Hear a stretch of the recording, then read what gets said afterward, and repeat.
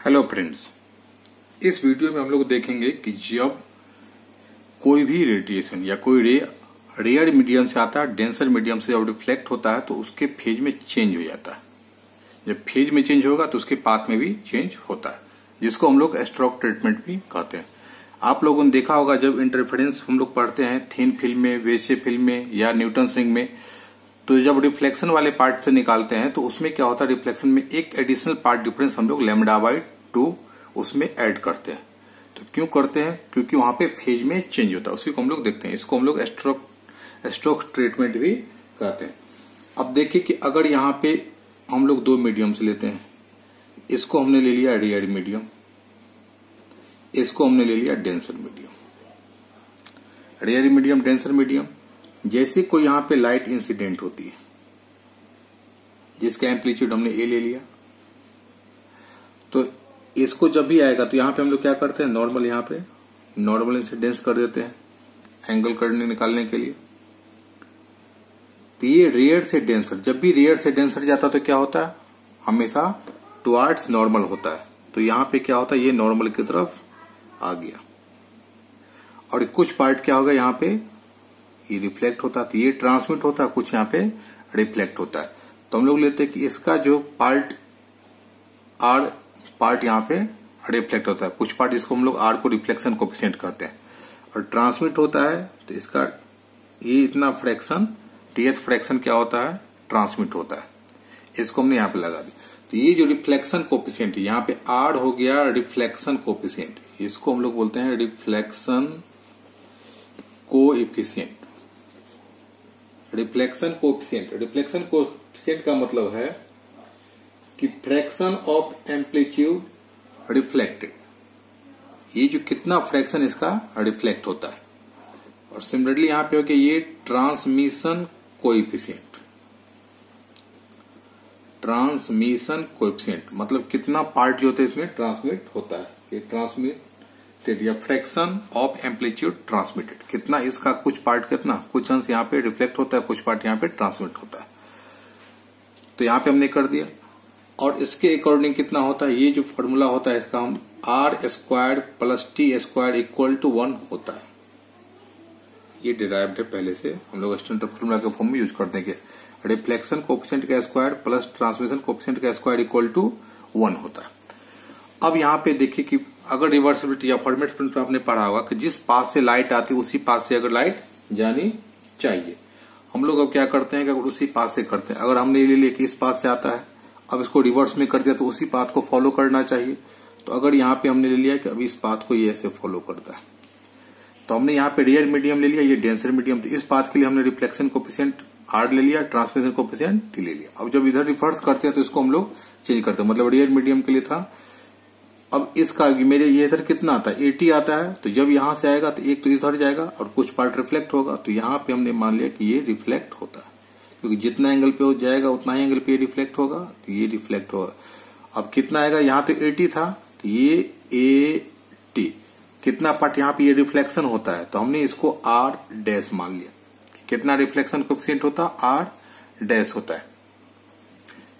और इसके बाद जब इस पाथ को जाता है तो इस पाथ में ये ट्रांसमिट होता है, तो इस डायरेक्शन में जब ये ट्रांसमिटेड होता है तो कितना होगा, ये 80 तो पहले से आता है, इसके कितना पार्ट हो गया, तो हमने t' लिया ट्रांसमिटेड वाले, हमने डैश लगा दिया इसके लिए। डेंसर मीडियम से जो आता है उसको हमने लगा दिया डैश, और रेयर मीडियम के लिए हमने लगाया बिना डैश वाला r' वाला। अब सिमिलरली फिर अगर इस पाथ को फॉलो करेंगे, तो अब इस पाथ को जब हम लोग फॉलो करते हैं, सपोज कि जब ये वाला हो गया, इस वाला AR वाला आता है, फिर यहां से जब आएगा रिफ्लेक्शन तो कुछ पार्ट यहाँ पे इस पाथ को फॉलो को रिफ्लेक्ट करेगा, तो ये जब रिफ्लेक्ट करेगा तो ये AR आता है, और इसका रिफ्लेक्शन कोएफिशिएंट, ये रियर मीडियम के हमने R लिया था बिना डैश वाला, तो हमने यहाँ पे R, इतना पार्ट, अर्थ पार्ट कितना होता है, रिफ्लेक्ट होता है। और जब ट्रांसमिट होता है तो इस पाथ को ऐसे करेगा, और इस पाथ को हमने ले लिया कि यहाँ पे ये ट्रांसमिट भी होता है। जब ये ट्रांसमिट होगा तो कितना आ जाएगा, ये AR पहले था और इसका ट्रांसमिशन कोएफिशिएंट हमने रेयर मीडियम के लिए टी लिया, तो यहाँ पे AR/T आ गया।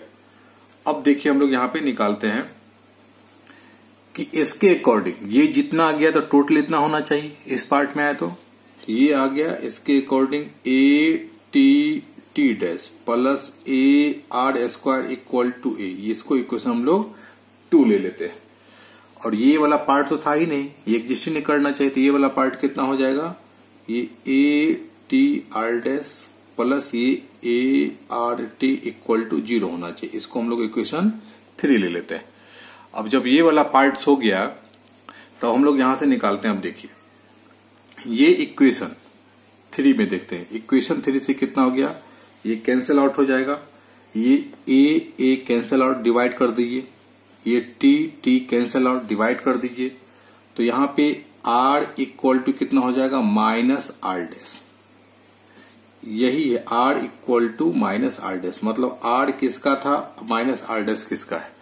तो ये आर है कि जब रेयर मीडियम से आता है रिफ्लेक्ट हो जाता है, रेयर मीडियम से आता है डेंसर से रिफ्लेक्ट हो जाता है।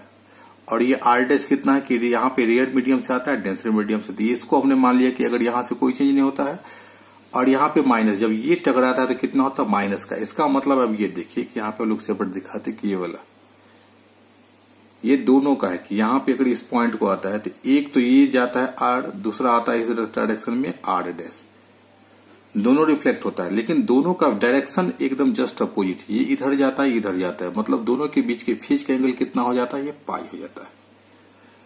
तो इसीलिए कहते हैं कि जब भी कोई रेडिएशन या कोई रे आता है रेयर से डेंसर से टकराता है और डेंसर से टकराने के बाद रिफ्लेक्ट होने के बाद कितना होता है, इसका जो होता है रिफ्लेक्शन कोएफिशिएंट में एक एडिशनल पाथ चेंज होता है। इस प्रिंसिपल के कारण, स्ट्रक्चर ट्रीटमेंट के कारण जो पाथ होता है वो टाइम के अकॉर्डिंग तो होता है, लेकिन एक एडिशनल होता है इसके कारण, रेयर से आता है डेंसर से टकराने के बाद, इस लॉ के कारण एडिशनल पाथ डिफरेंस यहाँ पे पाई होता है, यहाँ पे फेज डिफरेंस पाई। अब ये देखिए जब फेज डिफरेंस होता है कितना, फेज डिफरेंस पाई एडिशनल, तो पाथ डिफरेंस कितना हो जाएगा यहाँ पे, क्योंकि यहाँ पे हाफ सर्किल हो गया तो हाफ वेवलेंथ हो गया। जैसे भी याद रख सकते, एक सर्किल एक wavelength, half circle half wavelength, तो यहाँ पे हम लोग λ/2 लिखते हैं। तो इसका मतलब या तो फेज चेंज इतना होता है या नहीं तो हम लोग कहे पाथ चेंज कितना होता है, एडिशनल λ/2 होता है। इसको याद करने का हम लोग तरीका बता देते हैं कि ये समझिए कि यहां से आता है ये कमजोर आदमी, मतलब रेयर आदमी आता है, ये डेंसर बहुत बाहुबली होता है, इससे जब टकराता है तो उसमें एडिशनल खर्चा होता है, क्योंकि आप अपने से ताकतवर से आएगा तो मुंह कान का एडिशनल खर्चा हो जाता है, पूरा मुंह कान टूट जाता है।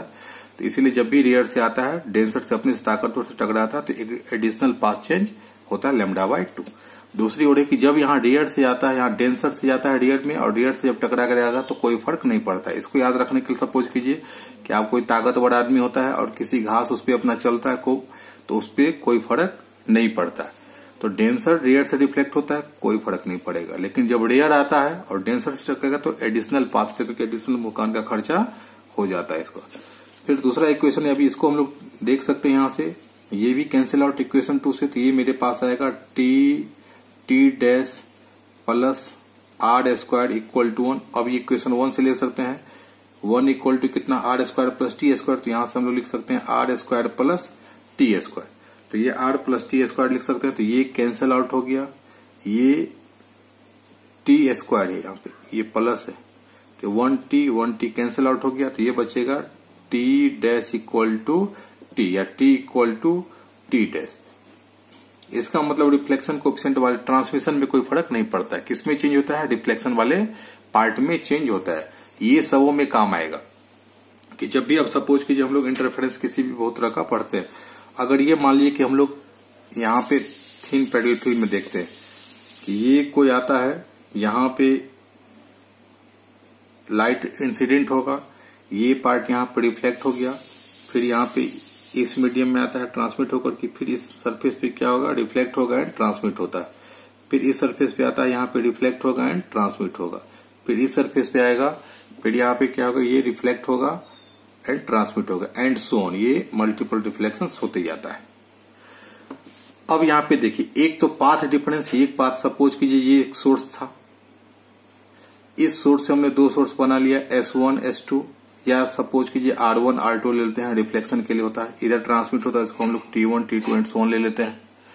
तो जब ये इस दोनों के पाथ के बीच का जो पाथ डिफरेंस होता है, एक तो पाथ ये हो जाएगा, इस दोनों के बीच का पाथ डिफरेंस, यहाँ पे डेल्टा इक्वल टू हम लोग निकाल लेते हैं पाथ डिफरेंस, प्लस इस पाथ डिफरेंस में टोटल पाथ डिफरेंस क्या करेंगे, ये तो पाथ डिफरेंस के कारण हो गया, और जो टोटल पाथ डिफरेंस होगा, ये जो पाथ डिफरेंस है इसमें या तो प्लस या माइनस हम लोग λ/2 कर सकते हैं। अब दोनों कर सकते हैं, प्लस या माइनस λ/2, या तो इधर काउंट कर सकते हैं या इधर से कर सकते हैं।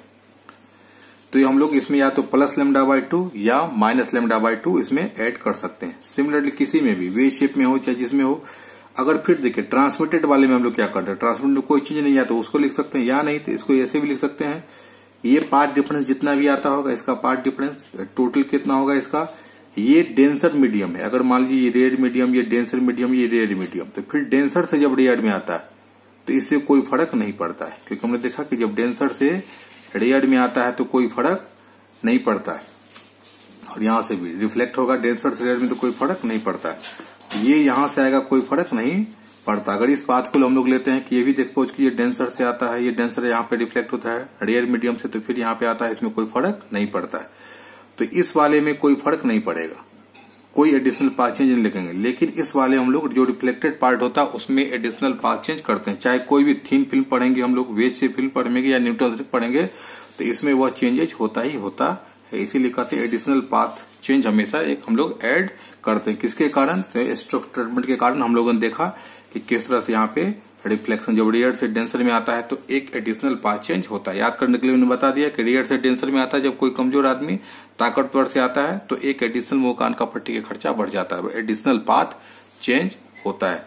कितना, तो λ/2 का half circle half wavelength, full circle full, तो यहाँ पे हाफ पाई का चेंज जाता है, जस्ट अपोजिट है, तो यहाँ पे हाफ वेवलेंथ का होता है। अब इसके आगे हम लोग देखेंगे थिन फिल्म, जो थिन फिल्म पढ़ेंगे वैसे पढ़ेंगे और different thin film. Thank you.